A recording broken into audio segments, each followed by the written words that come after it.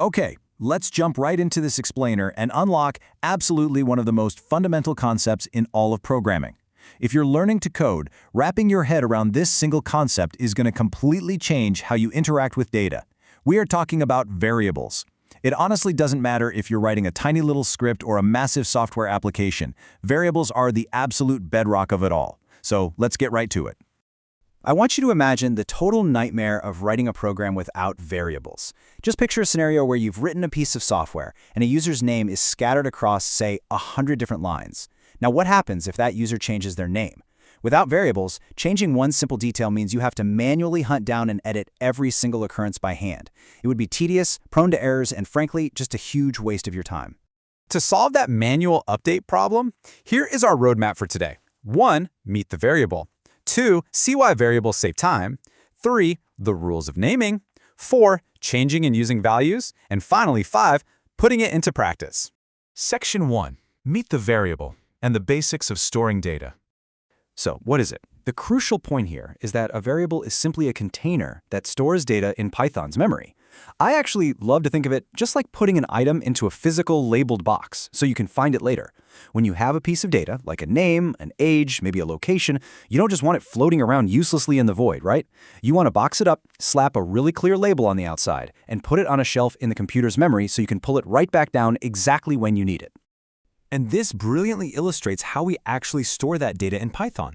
Take the code name equals Ali. Python takes the value Ali, which is the data we want to keep, and places it in the container. That equal sign? That's what we call the assignment operator. It is literally the action of putting the item into the box. And finally, name is the variable name. It's the label on our box. So from this point forward, Python allows you to access the word Ali simply by calling out that label, name. Section 2. Why variables save time. Let's look at solving that manual update problem. Think back to our nightmare scenario. Without variables, you'd be printing Ali 3 separate times. If the user's name suddenly changes to Ahmed, you've got to rewrite all 3 of those lines.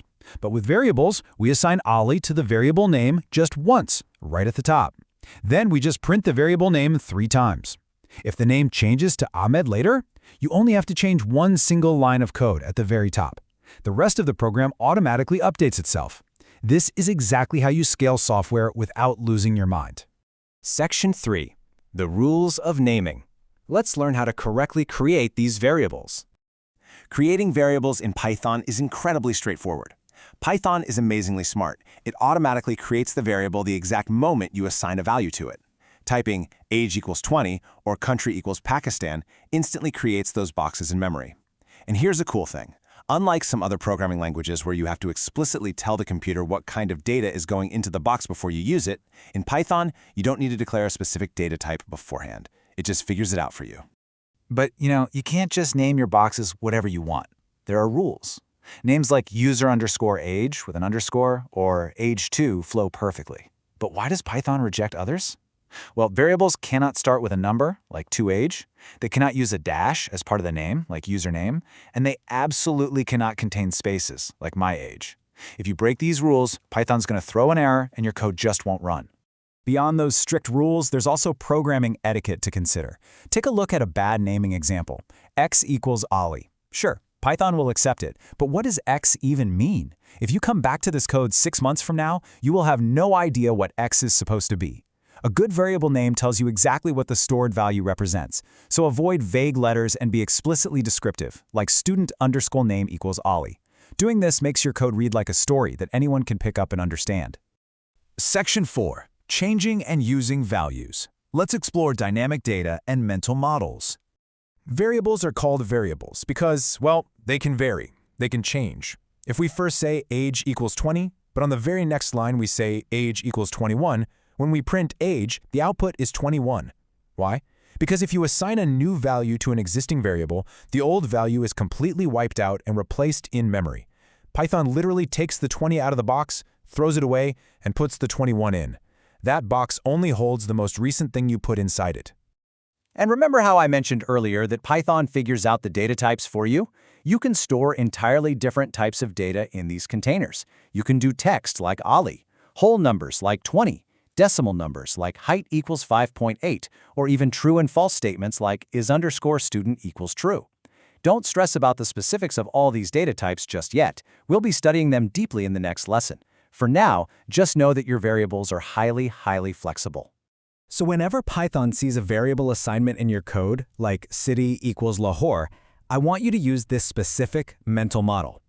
Think of the variable not just as a box, but as a pointer. The variable name city directs Python straight to the stored value Lahore in the computer's memory. Whenever you type city later in your code, Python just follows that arrow, grabs Lahore, and brings it right back to you. Section 5. Put it into practice. Time for a mini quiz and some exercises. Let's kick this off with a quick mini quiz. I want you to pause this explainer for a second and think without actually running the code. Based on this exact snippet where name equals Ollie, and then we print name, what is going to print out to the screen? Think about that container we built. It's going to print Ollie, because Python follows the name label, finds the stored text, and outputs it.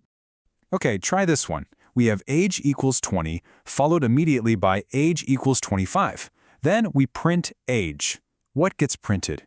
Remember what we literally just learned about variables overwriting and replacing their old values. Because 25 was the very last value assigned, it completely overwrites the 20. So the final output is 25.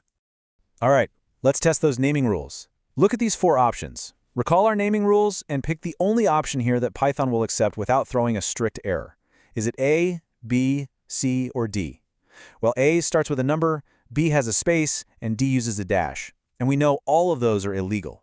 That leaves C, user underscore name with an underscore, as our perfectly valid option.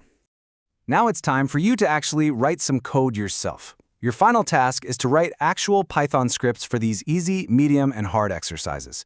This is how you truly lock in your understanding of assigning and printing variables. For the easy task, create 3 variables for your name, age, and favorite color, and then print them. For the medium task, practice that good naming etiquette by using underscores for first underscore name, last underscore name, and country, and print those on separate lines. And for the hard task, see if you can combine your variables into a single, cohesive, printed sentence. This is where the magic happens, guys, where theoretical knowledge turns into practical skill. And that wraps up our foundation on variables. Tackle those exercises in your Python environment and really experiment with what we've learned today. Break things, fix them, and see just how incredibly powerful a simple labeled box can be. Thanks for joining me on this explainer. Now that you hold the keys to Python's memory, what kind of dynamic programs are you going to build first?